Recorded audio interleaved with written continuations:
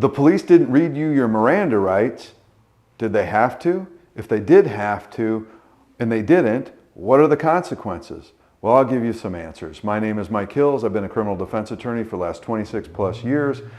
We're the largest pure criminal defense firm in Michigan. Over the last 10 years, I've won 90+% of my jury trials. We've got hundreds and hundreds of five-star reviews. We know what we're doing. So let's talk about your Miranda rights. I wanted to talk a little bit about Miranda because we get a lot of questions on Miranda and people are confused and they misunderstand Miranda a lot. So I wanted to give this to you to hopefully give you a little bit more understanding about what Miranda is and what Miranda isn't. So Miranda v. Arizona, United States Supreme Court case out of 1966. Miranda, essentially for our purposes here, indicates that an officer or detective has to advise you that you have the right to remain silent and that you have a right to an attorney. And if you're in a custodial interrogation, they must give you the Miranda warnings, which are essentially these. So notice I said, if you're in a custodial interrogation. So they don't have to read you Miranda every time a detective or an officer is talking to you. So when do they have to read you your Miranda rights? When you're in a custodial interrogation. It's a kind of a two-part test. Number one, is it custodial? Is your freedom of movement substantially hindered or limited? Are you free to leave? If you're free to leave, then you're not in a custodial situation.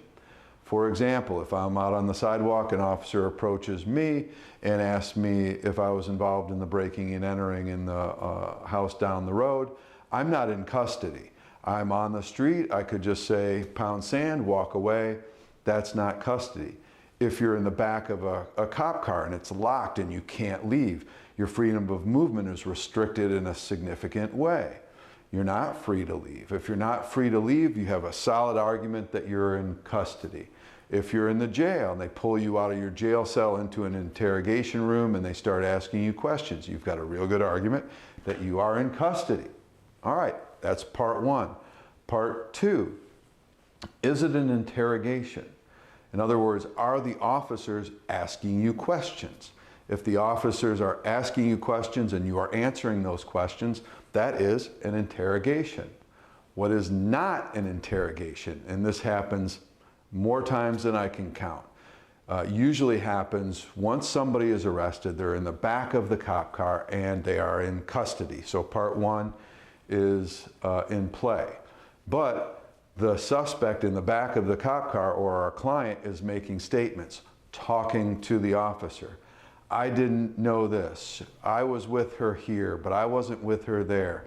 I only went into that, whatever the statement is, if you're making statements and it's not in response to a question by the officer, it's not an interrogation. And therefore, Miranda doesn't apply. The officer doesn't have to stop you and give you Miranda if you're continually talking. And the officer is just kind of saying, oh, all right, We've got a difficult or an uphill battle to say that that's an interrogation. Not impossible, but it makes it more difficult.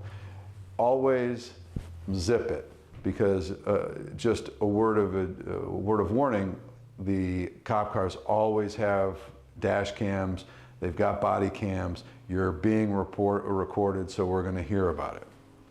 So, let's say the officer did not read you Miranda and it was a custodial interrogation. For example, you're in the back of the squad car, you're locked in the back, and the officer opens the door and is in the door frame and starts asking you questions about the B&E down the road. And you start answering them, but they don't give you Miranda. What's the remedy? Well, a lot of people, this is my little DX for dismissal, a lot of people think the remedy is a dismissal. This case has to be gone. That is not the case. That is not the case. The remedy is suppression. That is, if you win that, if the officer did not give you Miranda, it was a custodial interrogation, and you have a motion hearing in court on this, and the judge agrees with you, then what happens is whatever statements you made are suppressed, it doesn't mean the whole case is dismissed.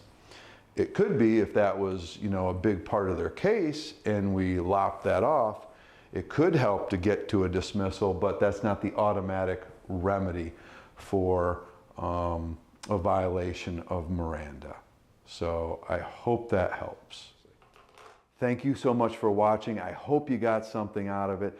Please comment. I would love to know what you're thinking.